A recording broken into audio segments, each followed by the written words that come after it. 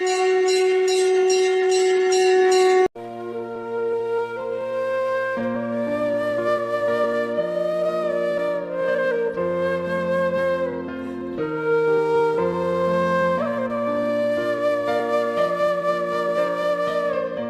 विष्णु के परम भक्त सदना कसाई की बहुत समय पहले की बात है। किसी गांव में सदना नाम का एक कसाई रहता था। वो बहुत ईमानदार था। भले ही पेशे से वो एक कसाई था और मांस बेचता था, पर उसके मुख पर सदैव भगवान विष्णु का ही नाम रहता था और वह भगवान विष्णु के नाम कीर्तन में मस्त रहता था। यहाँ तक कि मांस को काटते बेचते हुए भी वह भगवान विष्णु का ही नाम गुनगुनाता रहता था। भजमन नारायण नारायण हरि हरि, श्रीमन नारायण नारायण हरि हरि। भैया जरा 2 किलो मांस तोल देना। अभी देता हूँ भैया। जय श्री हरि, जय श्री हरि। कैसा कसाई है? मांस बेचता है और भगवान का नाम जपता है। तुम आज देख रहे हो, मैं तो कई वर्षों से इस कसाई को भगवान का नाम जपते हुए मांस बेचते हुए देख रहा हूँ। इस कसाई के मुख पर तो सदैव विष्णु भगवान का ही नाम रहता है। लोग सदना के बारे में यही बातें करते थे। एक दिन सदना अपनी ही धुन में कहीं जा रहा था कि उसके पैर से एक पत्थर टकराया। वह रुक गया। अरे, ये काले रंग का गोल पत्थर कैसा? इसे उठाकर रख लेता हूँ। देखने में तो बहुत बढ़िया दिखाई पड़ता है। ये पत्थर मांस तोलने के काम आ जाएगा। आज इसी पत्थर से वजन तोलता हूँ। हाँ भैया, कितना मांस देना है? 1 किलो तोल दो भैया।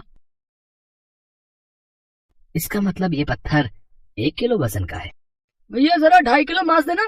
अरे ये क्या, ये पत्थर 2.5 किलो वजन का कैसे हो गया? एक बार 5 किलो रख कर देखता हूँ। ये कैसे हो सकता है? ये पत्थर कोई साधारण पत्थर नहीं है। ये तो कोई जादुई पत्थर है। जितना वजन तोलना होता है, ये पत्थर उतने वजन का ही हो जाता है। धीरे धीरे ये बात फैलने लगी कि सदना कसाई के पास वजन करने वाला पत्थर है। वो जितना चाहता है पत्थर उतना ही तौल देता है। किसी को 1 किलो मांस देना होता तो तराजू में उस पत्थर को एक तरफ डालने पर दूसरी ओर 1 किलो का मांस ही तुलता। अगर किसी को 2 किलो चाहिए हो तो वह पत्थर 2 किलो के भार जितना भारी हो जाता। इस चमत्कार के कारण उसके यहाँ लोगों की भीड़ जुटने लगी। भीड़ जुटने के साथ ही सदना की दुकान की बिक्री बढ़ गई। मुझे तो लगता है ये किसी जादूगर का पत्थर रास्ते में कहीं गिर गया होगा और ये मुझे मिल गया। इस जादुई पत्थर के आ जाने से मेरी बिक्री और बढ़ गई है। जय श्री हरि, जय श्री हरि। एक दिन सदना की बात उस गांव के पंडित तक भी पहुंची। हालांकि वो ऐसी अशुद्ध जगह पर नहीं जाना चाहते थे जहां मांस कटता हो व बिकता हो। किंतु जब एक भक्त ने उन्हें उस पत्थर के बारे में बताया तो पंडित जी के मन में उस चमत्कारिक पत्थर को देखने की उत्सुकता जाग गई। पंडित जी, आप नहीं जानते, उस सदना कसाई के पास सचमुच एक जादुई पत्थर है। हाँ, जो अपना वजन सामान के अनुसार ही कर लेता है। एक बार चलकर देख लें तो अवश्य ही वो पत्थर देखकर आप चकित हो जाएंगे।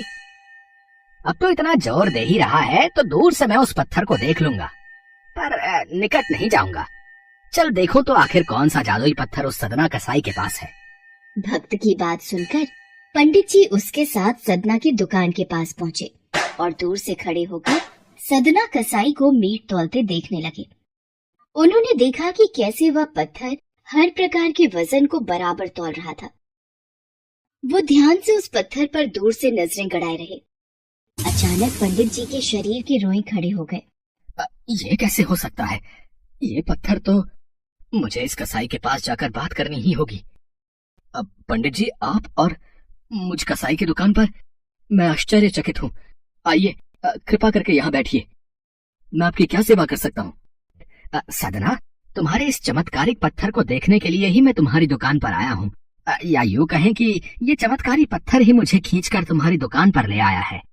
पर शायद तुम इस बात से पूरी तरह अनजान हो। तुम जिसे पत्थर समझकर मांस तोल रहे हो, वास्तव में वो शालिग्राम जी हैं, जो कि भगवान विष्णु का स्वरूप है। तुम ये नहीं जानते, शालिग्राम जी को इस तरह गले कटे मांस के बीच में रखना व उनसे मांस तोलना बहुत बड़ा पाप है। भगवान विष्णु का पत्थर, शालिग्राम? पंडित जी, फिर तो मैं बहुत बड़ा पाप कर रहा हूँ। मुझसे भूल हो गई। श्री हरि, मुझे क्षमा करना। मैं आपके इस रूप को पहचान नहीं पाया। पंडित जी, आप तो ब्राह्मण हैं, अतः आपसे उत्तम सेवा और पूजा भगवान शालिग्राम के इस पत्थर स्वरूप की कोई नहीं कर सकता। मैं भी नहीं। कृपया करके ये पत्थर आप रख लीजिए। ठीक है सदना, मैं भगवान शालिग्राम की सेवा करने के अवसर को भला कैसे ठुकरा सकता हूँ। लाओ, ये मैं ले जाता हूँ। पंडित जी उस शालिग्राम पत्थर को बहुत सम्मान से घर ले आए। घर आकर उन्होंने वह पूजा अर्चना आरंभ कर दी। कुछ दिन ही बीते थे कि एक रात पंडित जी के स्वप्न में श्री शालिग्राम जी आए और बोले, हे ब्राह्मण, मैं तुम्हारी सेवाओं से प्रसन्न हूँ, किंतु तुम मुझे उसी कसाई के पास छोड़ आओ। हे प्रभु, क्या मुझसे आपकी पूजा अर्चना करने में कोई भूल हुई है?